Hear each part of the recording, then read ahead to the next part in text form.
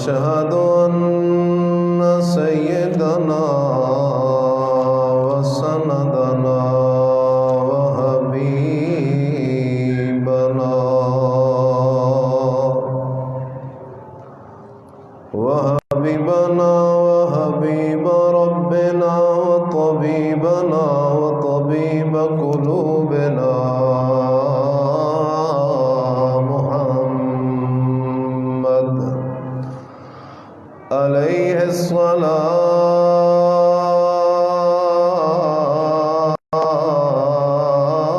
والسلام. قال الله تبارك وتعالى في كلامه المجيد وفرقانه الحميد. بسم الله الرحمن الرحيم. لقد من الله على المؤمنين إذ بعث فيهم رسولا من أنفسهم يتلو عليهم آياته ويزكيهم ويعلمهم الكتاب والحكمة وإن كانوا من قبل لفي ضلال مبين. إن الله وملائكته يصلون على النبي يا أيها الذين آمنوا صلوا عليه وسلموا تسليما. اللهم صل على محمد وعلى آل محمد كما صليت على إبراهيم وعلى آل إبراهيم إنك حميد مجيد.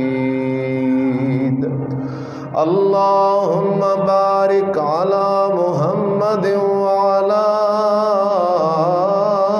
آل محمد كما باركت على إبراهيم وعلى آل إبراهيم إنك حميد مجيد.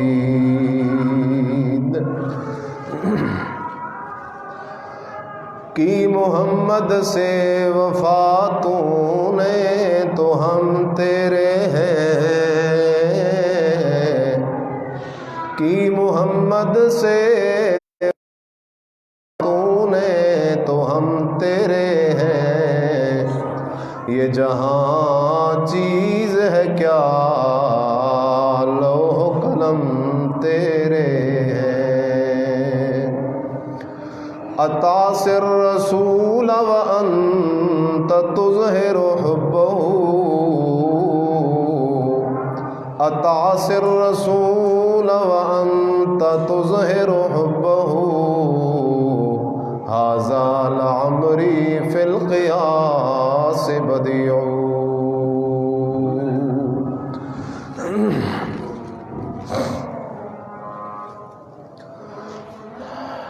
انتہائی قابل صد احترام محض مخلص مسلم موحد دوستوں بھائیوں بزرگوں، سورہ آل عمران آیت نمبر 164 تلاوت کی ہے۔ رب ذوالجلال کے دربار ذی جلال ذی کمال میں دعا التماس ہے، اللہ محض اپنی توفیق سے مجھے حق بات کہنے اور طرفین کو صحیح معنوں میں آخرت کی تیاری کی توفیق نصیب فرمائے۔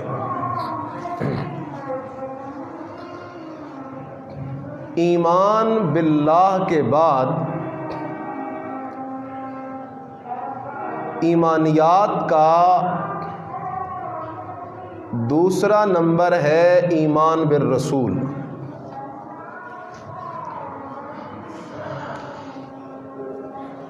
مومن ہونے کے لیے پہلی شرط ایمان باللہ ہے کہ بندے کا یہ عقیدہ ہو کہ اللہ اپنی ذات، اپنی صفات، اپنے کمالات میں وحدہ لا شریک ہے، یعنی اللہ کی ذات جیسی دوسری ذات کوئی نہیں، اس کی صفات جیسی کسی کی صفات کوئی نہیں، اور اس کے کمالات جیسے کسی کے کمالات کوئی نہیں۔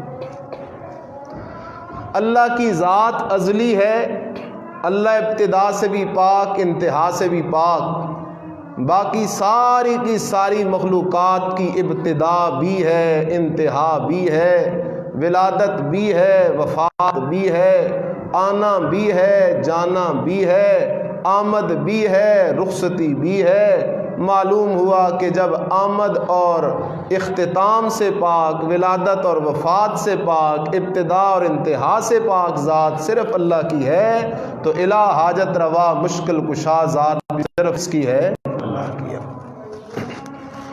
اللہ اپنی صفات میں بھی وحدہ لا شریک ہے۔ غیب دان ہونا میرے رب کی صفت، پکاریں سننا میرے رب کی صفت، کھوٹی قسمتیں کھری کرنا میرے رب کی صفت، رزق دے کر جولیاں بھر دینا میرے رب کی صفت، اولاد سے نوازنا میرے رب کی صفت، بیماریاں دور کرنا میرے رب کی صفت، ہر وقت ہر جگہ علم و قدرت کے لحاظ سے موجود ہونا میرے رب کی صفت۔ اللہ اپنی صفات میں بھی وحدہ لا شریک ہے۔ ایمانیات میں دوسرا درجہ ہے ایمان بالرسول کا، اس لیے ہم کلمہ پڑھتے ہیں لا الہ الا اللہ، اور دوسرا جز ہے محمد رسول اللہ۔ آمنہ کے لال صلی اللہ علیہ وسلم کی رسالت پر ایمان، یہ ایمان کا دوسرا جز ہے۔ اب نبی علیہ الصلوۃ والسلام پر ایمان لانے کا کیا مطلب ہے؟ آپ پر ہم جو ایمان لے کے آئے، کہ آیا واقعی حقیقت کے اندر وہی ایمان بالرسول ہے یا ایمان بالرسول کی کوئی اور حقیقت ہے؟ اس لیے یہ بات ذہن نشین رکھیے، ایمان بالرسول تین چیزوں کا نام ہے۔ ایمان بالرسول کتنی چیزوں کا نام ہے؟ آپ کی ذات بے مثال، کیا کہہ رہا ہوں، آپ کی ذات بے مثال ہے۔ نمبر دو، آپ کی شان بے مثال۔ نمبر تین، آپ کا پیغام بے مثال۔ میرے نبی کی ذات بے مثال ذات ہے، میرے نبی کی شان، عزت اور رتبہ، خاتم النبیین ہونے والا رتبہ، وہ بے مثال رتبہ ہے۔ اور نمبر تین، میرے نبی کی بات اور میرے نبی کا پیغام، وہ بھی بے مثال ہے۔ ایک بندہ وہ ذات مانتا ہے، شان نہیں مانتا، ذات مانتا ہے، شان نہیں مانتا، جیسے مکے کا مشرک تھا، وہ میرے نبی کو بشر تو مانتا تھا لیکن رسول نہیں مانتا تھا، تب بھی ایمان بالرسول نہیں ہے۔ اور اگر ایک بندہ میرے نبی کی رسالت تو مانتا ہے لیکن بشریت کو نہیں مانتا، تب بھی ایمان بالرسول نہیں ہے۔ اور اگر ایک بندہ میرے مرشد کو بشر بھی مانتا ہے، افضل البشر بھی مانتا ہے، خاتم النبیین اور رسول بھی مانتا ہے، لیکن میرا رسول جو پیغام لے کے آیا ہے اس پیغام کو ماننے کے لیے تیار نہیں، اس شریعت کو ماننے کے لیے تیار نہیں ہے، یہ بندہ بھی ایمان بالرسول سے خالی ہے۔ اس لیے کہہ رہا ہوں ایمان بالرسول تین چیزوں کا نام ہے، ذات رسول، شان رسول اور بات رسول۔ ان تینوں چیزوں کو دل سے تسلیم کر کے پھر ان کو اپنانے کا نام ایمان بالرسول ہے۔ سبحان اللہ۔ اس لیے آمنہ کے لال صلی اللہ علیہ وسلم کی بعثت اور رسالت اللہ کا بہت بڑا احسان ہے۔ اللہ کا بہت بڑا کیا ہے؟ اللہ کا بہت بڑا کیا ہے؟ لیکن یہ احسان ایمان والوں پر ہے، جو ایمان سے محروم ہیں ان کو اس احسان کا کوئی فائدہ نہیں ہے۔ اس لیے اللہ نے فرمایا لَقَدْ مَنَّ اللَّهُ عَلَى الْمُؤْمِنِينَ،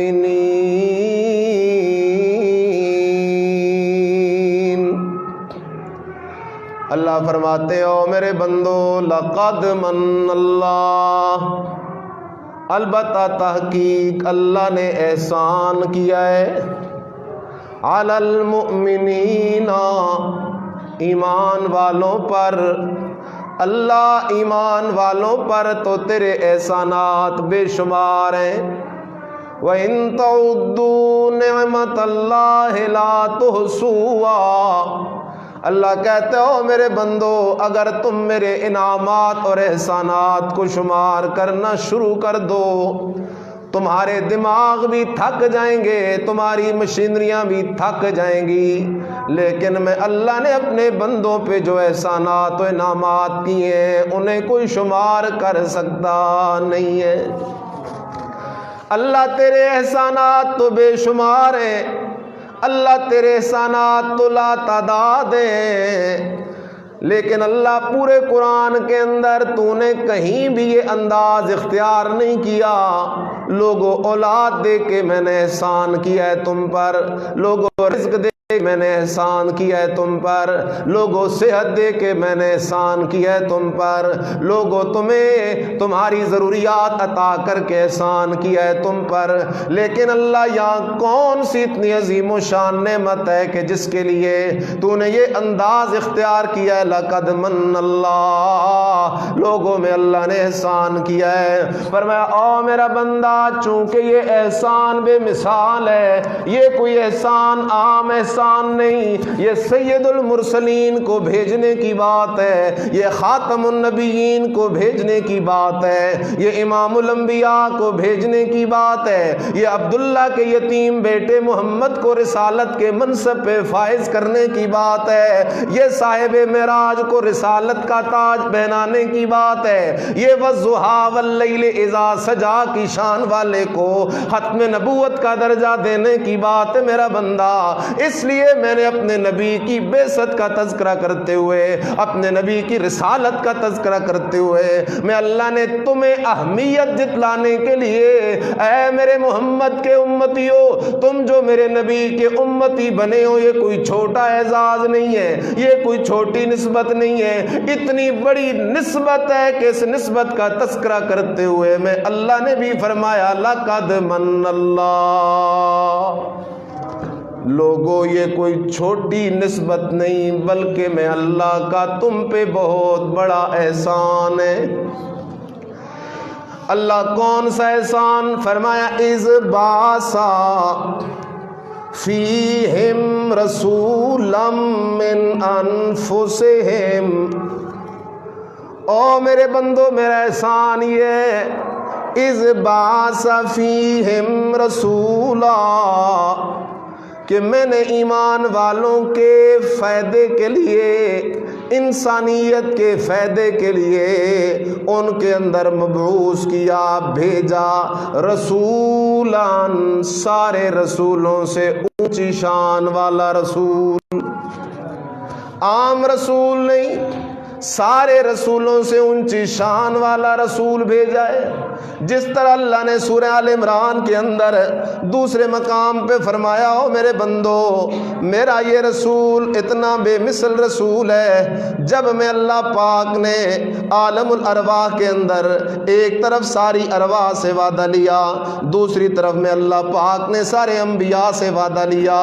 اللہ کون سا وعدہ ہے؟ فرمایا وَإِذْ أَخَذَ اللَّهُ مِيثَاقَ النَّبِيِّينَ، جب میں اللہ پاک نے لیا وعدہ نبیوں سے، او میرے نبیوں، لما آت آتیتکم من کتاب و حکمت، تمہیں تمہارے نمبروں پر میں اللہ پاک کتابیں بھی دیتا رہوں گا، رسالت اور نبوت بھی دیتا رہوں گا، لیکن ثم جاءکم رسول، ثم جاءکم رسول، ثم جاءکم رسول، پھر تم سب سے آخر کے اندر ایک رسول آئے گا تو وہ سب سے آخر میں، لیکن اس کا شان سب سے بلند و بالا ہوگا۔ ثم جاءکم رسول ای رسول عظیم، التنوین للتعظیم، آخر کے اندر ایک رسول آئے گا تو آخر کے اندر، لیکن اس کا شان سارے رسولوں سے زیادہ، سارے نبیوں سے زیادہ، اس کے شان کے اظہار کے لیے، اس کے مقام کے اظہار کے لیے، او میرے بندو تمہیں میں اللہ پاک قرآن کے اندر یہ تعلیم اور تربیت دے رہا ہوں۔ ثم جاءکم رسول، پھر آئے گا تمہارے پاس ایک عظیم و شان رسول، جو رسول کوئی نیا مذہب اور نیا دین لے کر نہیں آئے گا، مصدق لما معکم، اور رسولو جو توحید کا مسئلہ تم بیان کر کے جاؤ گے، وہ آخری رسول بھی اسی توحید کے مسئلے کو بیان کرے گا۔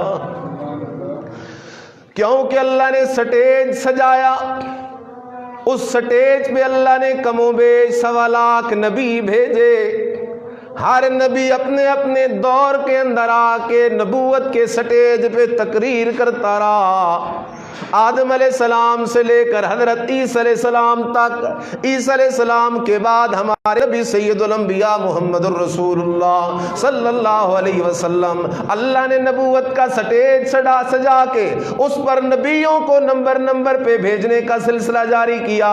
ہر نبی نے آ کے لوگوں کو جو مسئلہ سمجھایا، وہ مسئلہ ایک ہے، قولوا لا الہ الا اللہ، لوگوں میں اللہ کو وحدہ لا شریک مان لو، میرے ساتھ شرک کرنے سے باز آ جاؤ، تفلحو،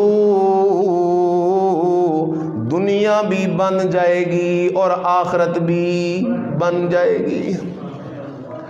لیکن اگر عقیدے میں شرک ہو، چاہے وہ حضرت ابراہیم کا بابا کیوں نہ ہو، لیکن اگر عقیدے میں شرک ہو، چاہے وہ نوح پیغمبر کا بیٹا کیوں نہ ہو، لیکن اگر عقیدے میں شرک ہو، وہ حضرت نوح اور لوط علیہ السلام کی بیویاں کیوں نہ ہو، لیکن اگر عقیدے میں شرک ہو، وہ پیارے نبی کا چاچا کیوں نہ ہو، لیکن اگر عقیدے میں شرک ہو، وہ چاہے کسی نبی کا رشتہ دار اور قریبی کیوں نہ ہو، میں اللہ کا قانون یہ کہ ان اللہ لا یغفر ان یشرک بہ ویغفر ما دون ذلک لمن یشاء۔ اے بندہ، اپنے اعمال نامے کو شرک سے صاف رکھ کے میرے دربار میں آنا تیرا کام ہے، تیرے سارے گناہوں کو معاف کر کے تجھے جنت کا داخلہ دے دینا میں اللہ کا کام ہے۔ لیکن اگر تو میرے دربار میں اس حال میں آیا کہ تیرے عقیدے کے اندر رائی کے دانے جتنا شرک موجود ہو، رائی کے دانے جتنا شرک موجود ہو، تو یہ شرک میں اللہ کی غیرت پہ حملہ ہے، اور میں اللہ بڑا غیرتی ہوں، میں اللہ اپنی غیرت پہ حملہ کرنے والے کو کبھی معاف نہیں کرتا۔ اس لیے تو خیال کر، فرمایا رسولاً، سارے رسولوں سے شان والا رسول۔ نبی علیہ الصلوۃ والسلام بیت المقدس پہنچ گئے، بیت المقدس سے آسمانوں کی طرف سفر شروع ہو گیا۔ سفر معراج کے دوران ایک واقعہ امامت انبیاء کا ہے۔ سارے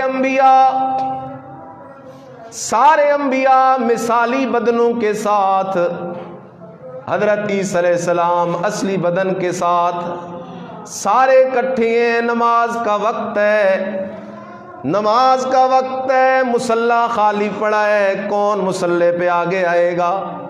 جبرائیل امین آتے ہیں، نبی علیہ السلام کو ہاتھ سے پکڑ کے مصلی پہ کھڑا کر دیتے ہیں، اے محمد بن عبداللہ، اے محمد الرسول اللہ، اللہ آج ساری انسانیت کو بتانا چاہتا ہے کہ باقی بھی میرے پیارے ہیں، باقی بھی میرے اپنے ہیں، باقی بھی میرے عزتوں والے رسول ہیں، ابراہیم خلیل اللہ بھی، موسیٰ کلیم اللہ بھی، عیسیٰ روح اللہ بھی، آدم صفی اللہ بھی، باقی بھی میرے مقرب اور میرے عزتوں والے رسول ہیں، لیکن سارے رسولوں سے زیادہ عزت ہے تو محمد الرسول اللہ صلی اللہ علیہ وسلم کی عزت ہے۔ ایمان بالرسول کو سمجھ میرا دوست، ایک ہے میرے نبی کی ذات، دوسری ہے میرے نبی کی رسالت۔ ایمان اسے کہتے ہیں کہ ہمارا عقیدہ یہ ہونا چاہیے سارے بشر، لیکن سارے بشروں میں سب سے اعلیٰ بشر ہیں تو ہمارے اور آپ کے نبی محمد الرسول اللہ صلی اللہ علیہ وسلم۔ ان دونوں چیزوں کو جمع کیا گیا ہے۔ یہاں بھی قرآن کہتا ہے لَقَدْ مَنَّ اللَّهُ عَلَى الْمُؤْمِنِينَ إِذْ بَعَثَ فِيهِمْ رَسُولًا مِّنْ أَنفُسِهِمْ۔ اللہ کہتا ہے او لوگو، میں نے تم پہ احسان کیا کہ میں اللہ نے رسول بھیجا من انفسہم، لیکن وہ رسول میں نے فرشتوں میں سے نہیں بھیجا۔ رسول فرشتوں میں سے ہوتا تو انسانوں کو کیسے سمجھاتا؟ کیونکہ انسانوں کا مقابلہ سمجھانے کے اندر فرشتے کر نہیں سکتے، چونکہ وہ تو اس ماحول کے عادی نہیں ہے۔ من انفسہم، لوگوں میں نے وہ آخری رسول جنوں میں سے بھی نہیں بھیجا۔ من انفسہم، لوگوں میں اللہ نے وہ آخری رسول بھی انسانوں میں سے بھیجا ہے، بشریت کے ساتھ نواز کے بھیجا ہے، آدم کی اولاد سے بھیجا ہے، اس لیے کہ خود بھی بشر ہوگا، خود بھی زندگی گزارے گا، اس کی زندگی میں غم بھی آئیں گے، دکھ بھی آئیں گے، بیماری بھی آئے گی، صحت بھی آئے گی، شادی بھی آئے گی، وفات بھی آئے گی، تعزیت بھی آئے گی، اس کی زندگی میں تجارت بھی آئے گی، اس کی زندگی میں وہ سارے معاملات آئیں گے جو ایک بشر کی زندگی میں آتے ہیں۔ لہٰذا انسانیت کی اصلاح جس طرح بشر کر سکتا ہے، اس طرح انسان کی اصلاح نہ فرشتہ کر سکتا ہے نہ جن کر سکتا ہے۔ دو چیزیں جمع کی، اس لیے سورہ بنی اسرائیل کے آخر کے اندر اللہ نے نبی علیہ السلام کی زبان سے اعلان کروایا۔ سورہ بنی اسرائیل آیت نمبر 93 فرمایا حل کنتو الا بشر رسولا، او لوگو اگر تم میں محمد پہ ایمان لانا چاہتے ہو تو دو باتیں ماننا پڑیں گی۔ اللہ کے نبی کون سی دو باتیں؟ فرمایا پہلے یہ ماننا پڑے گا کہ بشران، میں بشر ہوں، پھر یہ ماننا پڑے گا کہ رسولان، میں رسول ہوں، لیکن بشروں میں بے مثال بشر ہوں اور رسولوں میں بے مثال رسول ہوں۔ اس لیے شاعر کہتا ہے محمد بشر لا کالبشر بل ہوا کالیاقوت فی الحجر، لوگوں محمد ہے تو بشر لیکن عام بشروں جیسا نہیں، کیونکہ میں اپنے استاد جیسا نہیں ہو سکتا، میں اپنے پیر و مرشد جیسا نہیں ہو سکتا۔ ساری دنیا کے نیک متقی لوگ آج کے زمانے سے مل جائیں وہ ایک تابعی جیسے نہیں ہو سکتے، سارے تابعی مل جائیں وہ ایک صحابی جیسے نہیں ہو سکتے، سارے صحابی مل جائیں وہ ابو بکر صدیق جیسے نہیں ہو سکتے، ساری کائنات صدیق اکبر جیسے ولیوں سے بھر دی جائے وہ ایک نبی جیسے نہیں ہو سکتے، سارے نبی اکٹھے ہو جائیں میرے اور آپ کے نبی جیسے نہیں ہو سکتے، لیکن آمنہ کے لال ہیں نبی اور ہیں بشر، اور صرف بشر نہیں بلکہ افضل البشر ہیں۔ کیا ہیں؟ افضل معلوم ہوا جو نبی کو بشر نہ مانے اس کو ایمان بالرسول حاصل نہیں ہے۔ رسول پہ ایمان کا پہلا درجہ کہ اللہ کے نبی کو بشر ماننا پڑے گا، اس لیے اللہ پاک نے سورہ کہف کے اندر اعلان فرمایا، اے میرا لاڈلا پیغمبر، اے میرا عزتوں والا پیغمبر، اے میرا رفتوں والا پیغمبر، اپنی پاک صاف معصوم زبان سے میرے قرآن کی بولی میں اعلان کر دے میرا پیغمبر۔ اللہ کیا اعلان ہے؟ قل انما انا بشرون، فرما میرا پیغمبر او میرے امتی ہو، انما انا بشرون کلمہ حسریہ، بے شک سوائے اس کے اور کوئی مسئلہ ہی نہیں ہو سکتا۔ انا بشرون، او میرے امتی ہو، میں محمد بشر ہوں، مثلکم، جیسے تم بشر ہو، لیکن شان کے اعتبار سے بڑا فرق ہے۔ تم امتی ہو، میں سید الانبیاء ہوں، تم امتی ہو، میں امام الانبیاء ہوں، تم امتی ہو، میں صاحب قرآن ہوں، تم امتی ہو، میں صاحب معراج ہوں، تم امتی ہو، میں صاحب والضحیٰ ہوں، تم امتی ہو، میں صاحب واللیل اذا سجا ہوں، تم امتی ہو اور میں سارے نبیوں کا سردار ہوں۔ یوحا الیہ انما الہکم الہ واحد، اللہ نے مجھے اتنی عزتوں سے نوازا ہے، اللہ نے مجھے اتنی عزتوں سے نوازا ہے، اللہ نے مجھے اتنی عزتوں سے نوازا ہے۔ اے اللہ کے نبی، آپ کو اللہ نے اتنی عزتوں سے کیوں نوازا؟ فرمایا، او لوگو، عزت کسی کی ذات میں نہیں ہے، عزت اللہ کی توحید کے مسئلے میں ہے۔ مجھے اللہ نے سارے نبیوں سے زیادہ شان دی ہے، اس لیے کہ میری زبان پہ اللہ کی توحید کا مسئلہ سارے نبیوں سے زیادہ آیا ہے۔ میں نے سب سے زیادہ یہ آواز لگائی ہے، الہکم الہ واحد، الہکم الہ واحد۔ لوگوں، نبیوں کی نبوت برحق ہے، ولیوں کی ولایت برحق ہے، فرشتوں کا تقدس برحق ہے، لیکن الہ، حاجت روا، مشکل کشا، داتا، گنج بخش، کھوٹی قسمتیں کھری کرنے والا، بیڑے پار لگانے والا، غیب دان، حاضر ناظر، مختار کل اور نفع نقصان کا مالک، رزق کا مالک، عزت کا مالک، اولادیں دے کے لے لینے والی ذات ہے تو اکیلی کس کی ذات ہے؟ یوحا الیہ انما الہکم الہ واحد۔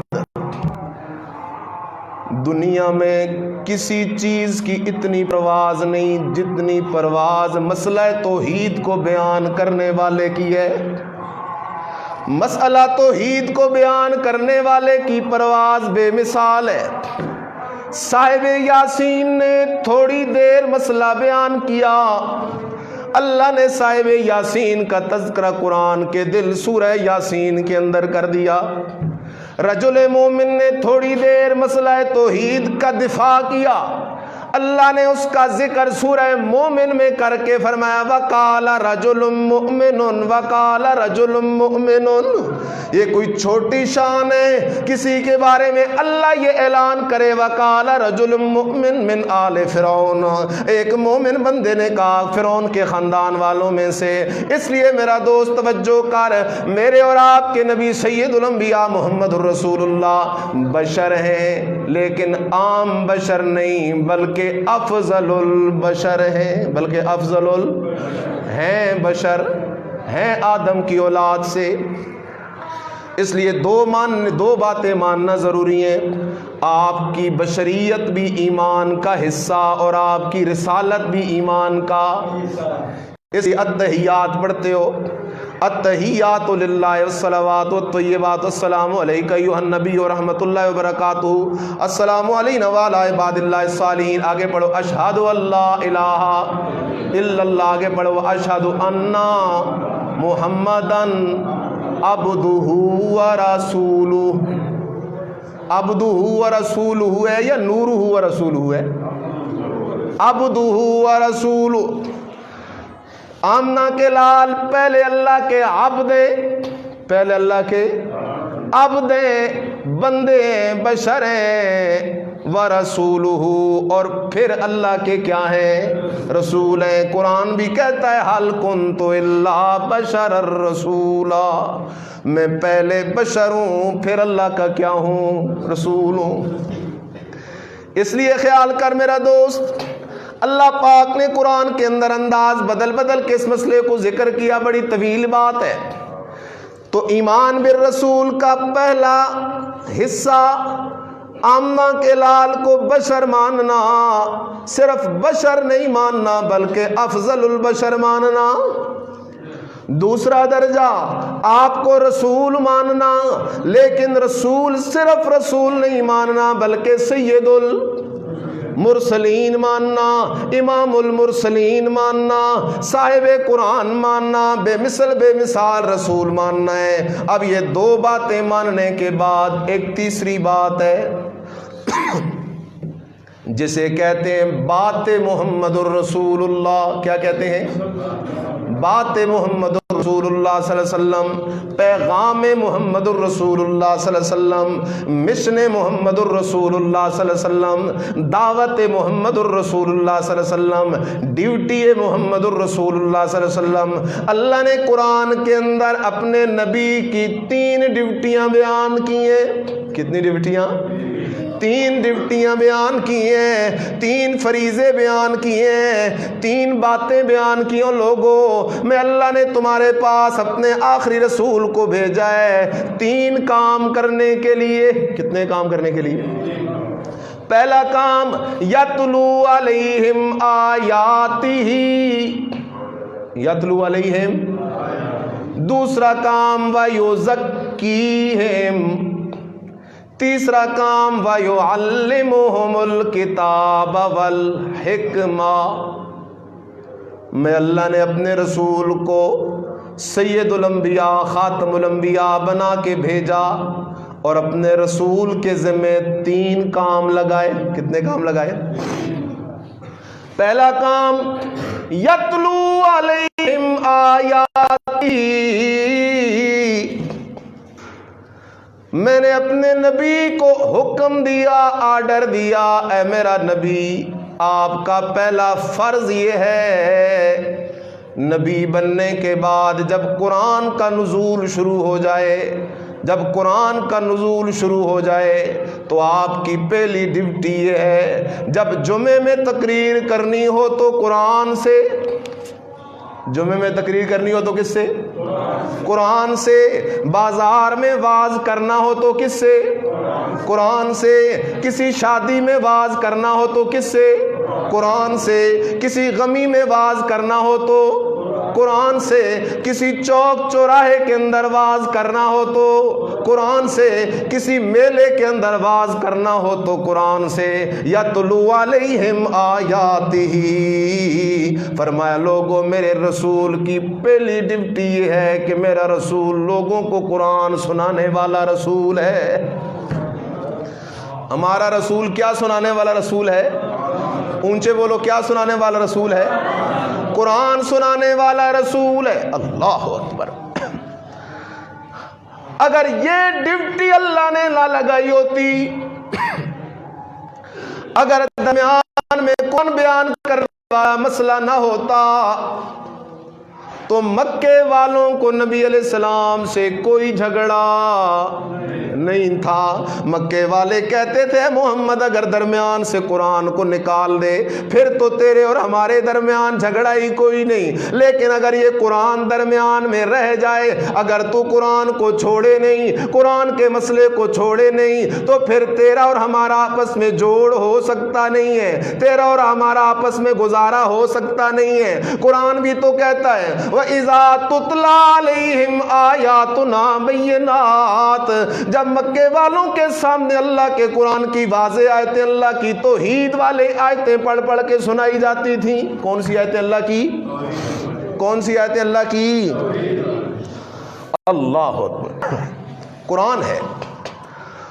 اللہ اکبر، عجیب آیت اللہ نے ذہن میں ڈال دی۔ قرآن جب بولتا تھا یا ایھا الناس انتم الفقراء الی اللہ، واللہ هو الغنی. قرآن جب بولتا تھا یا ایھا الناس، توجہ کرو قرآن نے کیا لفظ استعمال کیے؟ یا ایھا، اے انسانوں. یہ نہیں کہا یا ایھا المومنین، یہ نہیں کہا اللہ پاک نے یا ایھا العلماء، یہ نہیں کہا اللہ پاک نے یا ایھا القراء، بلکہ قرآن نے لفظ لایا الناس، اے انسانوں. سارے نبی بھی کیا ہیں؟ انسان ہیں. اور سارے شہید بھی کیا ہیں؟ انسان ہیں. سارے ولی بھی کیا ہیں؟ انسان ہیں. اللہ نے فرمایا او میرے رسولو تمہاری عزتیں بڑی اونچی ہیں، تمہیں عزتیں دینے والا بھی تمہیں اللہ پاک ہوں. میرے ولیو تمہاری عزتیں بڑی اونچی ہیں، تمہیں عزتیں دینے والا بھی تمہیں اللہ پاک ہوں. اے میرے نبیو، اے میرے ولیو، تمہاری عزتوں کو میں اللہ نے 4 چاند لگا دیے، لیکن تمہاری عزتوں کی بھی ایک حد ہے. اگر حد سے پاک ہے تو اکیلا کون ہے؟ اللہ ہے. او میرے نبیو تمہاری عزتیں بالکل برحق ہیں، لیکن میں اللہ کی عزت بھی برحق ہے. میں اللہ کی عزت یہ ہے کہ میں اللہ وحدہ لا شریک ہوں. اس لیے میں اللہ پاک انسانیت کو مسئلہ سمجھا رہا ہوں. لوگوں نبیوں کی عزت بجا، ولیوں کی عزت بجا، لیکن روزی کا رازق اکیلا کون ہے؟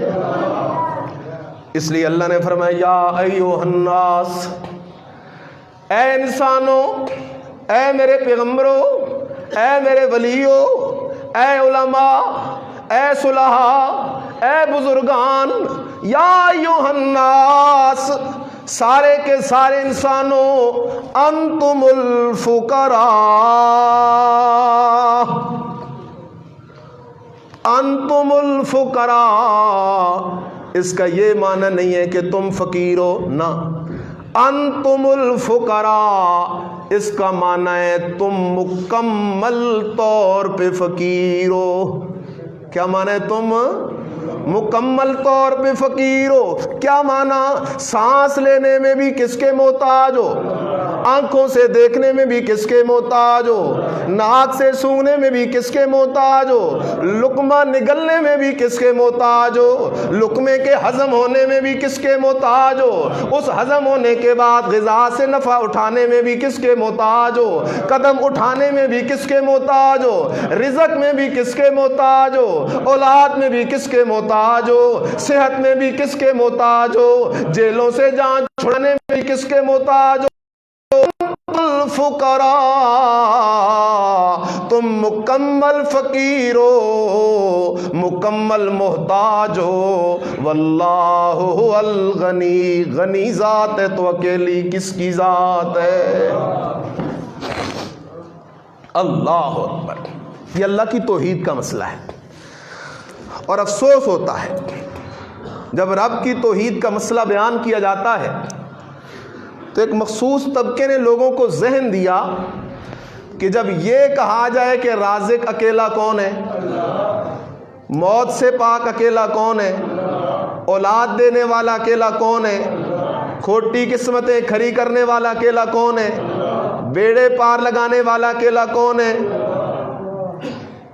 تو ایک مخصوص طبقے نے ہماری سادہ ذہن عوام کو ذہن دیا کہ جی یہ نعوذ باللہ اس میں نبی کی گستاخی ہے.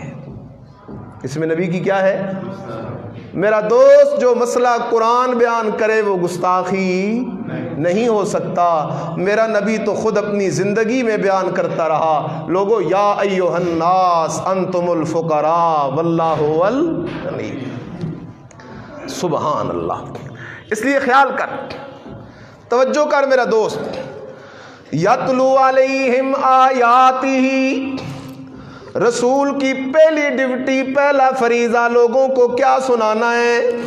قرآن سنانا ہے. توجہ کر میرے ساتھ، جملہ بول. ہم اس رسول کے امتی ہیں جو قرآن سنانے والا تھا. تو کیا سنانے والا تھا؟ قرآن سنانے والا تھا. صحابہ کے ایمان بنے تو اللہ کے قرآن سے, ابو بکر صدیق بنا تو اللہ کے قرآن سے, عمر فاروق بنا تو اللہ کے قرآن سے, عثمان ذو النورین بنا تو اللہ کے قرآن سے. حبشے کا بلال اٹھا حبشے سے آیا محمد کے قدموں میں, محمد نے حبشے کے بلال کو قرآن پڑھایا, حبشے کے بلال کا ایمان بنا, حبشے کا بلال چلتا زمین پہ قدموں کی 8 عرشوں پہ سنائی دے رہی ہے. یہ کس کا کمال ہے؟ قرآن کا کمال ہے. میرا دوست توجہ کر, قرآن کا کمال ہے. آج امت مار کھا رہی ہے قرآن کو چھوڑنے سے.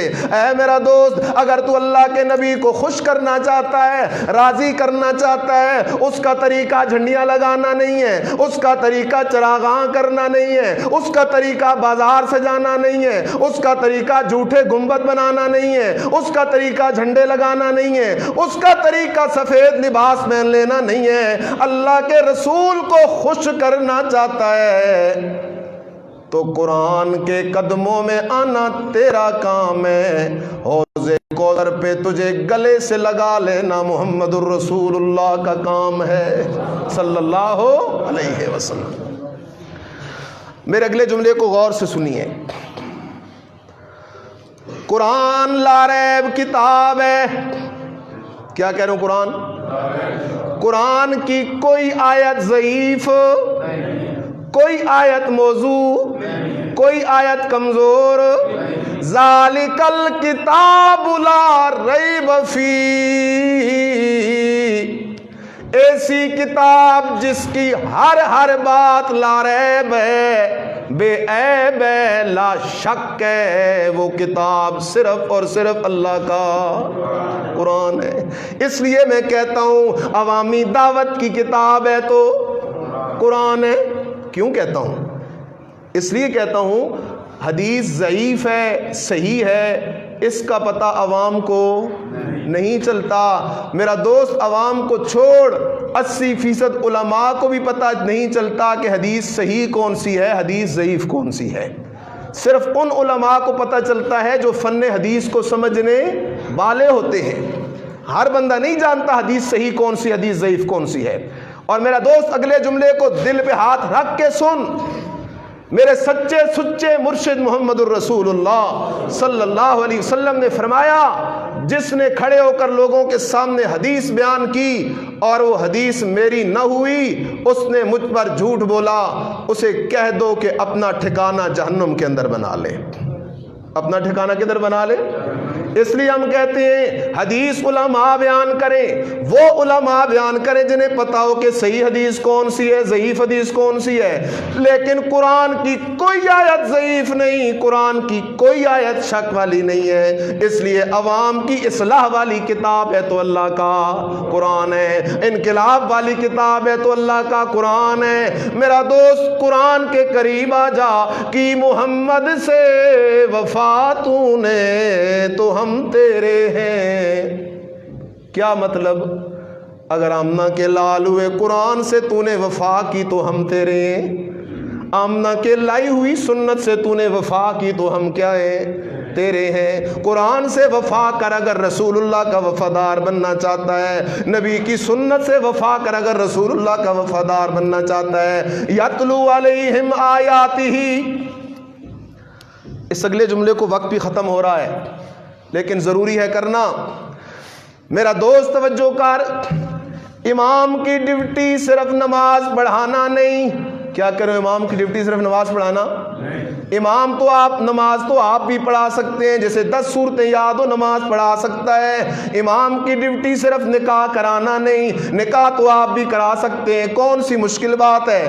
امام کی ڈیوٹی صرف جنازہ پڑھانا نہیں, جنازہ تو آپ بھی پڑھا سکتے ہیں, اس میں کون سی مشکلات ہے. امام ڈیوٹی صرف بچے کے کان میں اذان کہنا نہیں ہے. امام کی ڈیوٹی, اصل ڈیوٹی امام کی کیا ہے؟ قرآن کہتا ہے وَإِذْ أَخَذَ اللَّهُ مِيثَاقَ الَّذِينَ أُوتُوا الْكِتَابَ لَتُبَيِّنُنَّهُ لِلنَّاسِ وَلَا تَكْتُمُونَهُ. اے علماء, میں اللہ سے وعدہ کرو, دنیا میں جب میں اللہ تمہیں علم سے نوازوں, جب میں اللہ پاک تمہیں علماء ہونے کا شرف دوں, تم پر نماز کی طرف فرض ہے, تم پر روزے کی طرف فرض ہے تم جب بھی تقریر کرو، جب بھی واز کرو، تم لوگوں کے سامنے میرے قرآن کو کھول کھول کے کیا کرو؟ علماء کا فریضہ قرآن کو کھول کھول کے کیا کرنا ہے؟ بیان کرنا ہے۔ میں ایک جملہ اگر کہا کرتا ہوں، توجہ کر میرا دوست، اگر ہماری کوئی بات سن کے تو ناراض ہونے لگے تو خیال کیا کر وہ بات میری نہیں ہوتی، وہ بات اللہ کے قرآن کی ہوتی ہے۔ میری حیثیت تو صرف ریڈیو والی ہے، جب پیچھے سے بات جو چلتی ہے ریڈیو اس بات کو آگے پہنچا دیتا ہے۔ ہم تو کہتے ہیں لوگوں اللہ کا قرآن کہتا ہے جو بندہ اللہ کے ساتھ شرک کرتے کرتے مر جائے، سارے نبی بھی اگر اس شفاعت کے لیے اکٹھے ہو جائیں تو وہ جنت کی خوشبو نہیں پا سکتا، کیونکہ شرک کے مسئلے میں چھوٹ۔ دوسرا فریضہ رسول کا وَيُزَكِّيهِمْ اے میرے رسول اپنے امتیوں کو قرآن سنانا ہے، وَيُزَكِّيهِمْ ان کا تزکیہ بھی کرنا ہے، انہیں کہنا ہے کہ نماز پڑھو، روزہ رکھو، حج کرو، زکوٰۃ دو، جہاد کرو، انہیں بتانا ہے کہ زنا نہیں کرنا، سود نہیں کرنا، غیبت نہیں کرنی، چوری نہیں کرنی، ناپ تول میں کمی نہیں کرنی، کھوٹ نہیں کرنی، کسی کے ساتھ حسد نہیں رکھنا، کینہ نہیں رکھنا، بغض نہیں رکھنا، کسی عزیز دوست رشتہ دار کی زمین نہیں دبانی، کسی کا پیسہ نہیں دبانا۔ وَيُزَكِّيهِمْ لوگوں میرے رسول کی ڈیوٹی ہے، میرا رسول سنا سنا کے اپنی حدیثیں سنا کے اپنے صحابہ کے دلوں پہ ریگمال مار کے ان کے دلوں کو صاف کر دیا کرتا تھا۔ کیا کر دیا کرتا تھا؟ اس لیے توجہ کر، اصلاح ہوگی تو قرآن اور نبی کی زبان سے، قرآن اور نبی کی۔ ڈھیروں خانقاہیں کھلی ہیں، پیرخانے کھلے ہیں، اور انہوں نے نام کیا رکھا ہے؟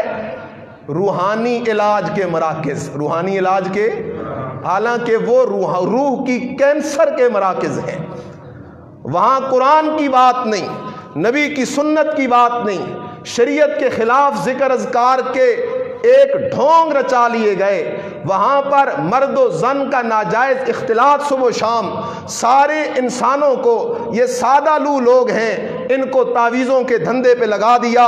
میں عرصوں سے ایک جملہ اس ممبر پہ بیٹھ کے کہتا ہوں، میرے اور آپ کے نبی کے دور میں بچے بیمار ہوتے تھے نہیں ہوتے تھے؟ جانور بیمار ہوتے تھے نہیں ہوتے تھے؟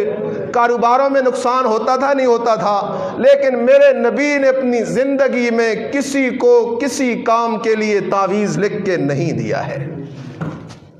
اگر دیا ہے تو ہم حاضر ہیں، ہمیں لا کے دکھائیے۔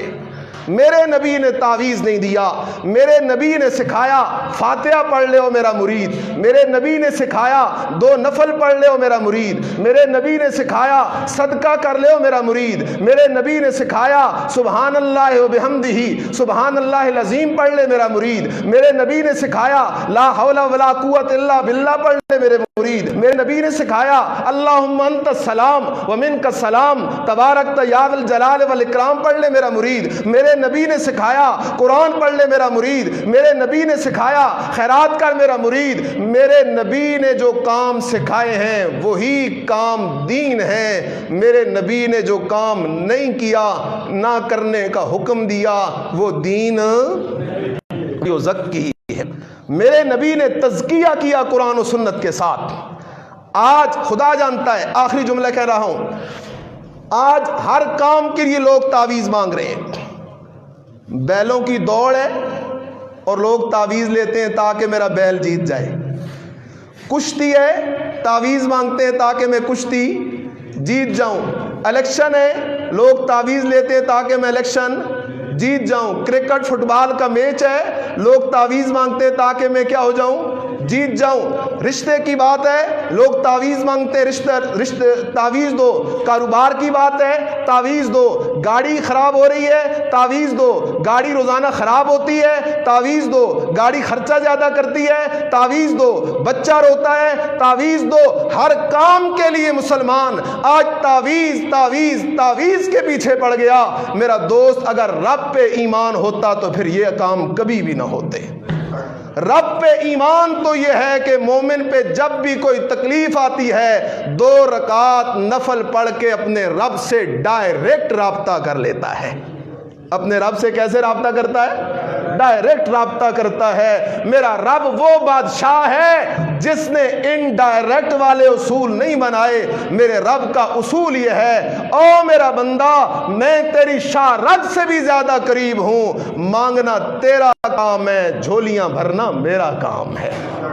میں نے تجھے یہ تو نہیں سکھایا کہ خانقاہ کے واسطے سے آئے گا تجھے دوں گا، کسی پیر فقیر کے واسطے سے آئے گا تجھے دوں گا، کسی تعویذ کے واسطے سے آئے گا تجھے دوں گا۔ میں اللہ نے یہ قانون نہ قرآن میں بیان کیا، نہ میرے نبی کی زبان سے بیان ہوا۔ اس لیے میرا بندہ آج سمجھ جا، سمجھ جا، سمجھ جا، اور جب بھی ضرورت پڑے تو رب سے ڈائریکٹ مانگا کر، کیونکہ رب کہتا ہے میں تیری شاہ رگ سے بھی زیادہ کیا ہوں؟ قریب ہوں۔ آخر دعوانا ان الحمدللہ۔ اللہ اکبر۔